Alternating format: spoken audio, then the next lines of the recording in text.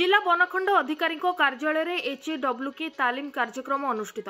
गजपति जिला पारलाखेमुंडी वन विभाग तथा जिला बनखंड अधिकारी कार्यालय आज एचएडब्ल्यूके तालीम कार्यक्रम अनुष्ठित होईछि। एही कार्यक्रम में डीएफओ के नागराजु अध्यक्षतार एसीएफ पारलाखेमुंडी अरुण कुमार साहू उपस्थित रही विभिन्न विषय को नहीं शिक्षार्थी मानकु तालीम प्रदान करथिले।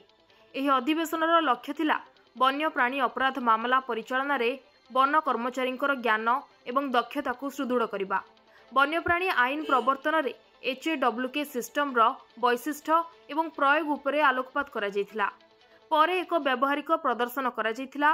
एही अवसर रे अंशग्रहण करिथिबा प्रदीक्षात्र माने कारी मॉक केस रो डाटा एंट्री करथिले, जहाँ क्षेत्र स्तरीय प्रयोग एवं डॉक्यूमेंटेशन प्रक्रिया गुड़िकर उत्तम बुझावणा संपर्क में शिक्षा प्राप्त करथिले।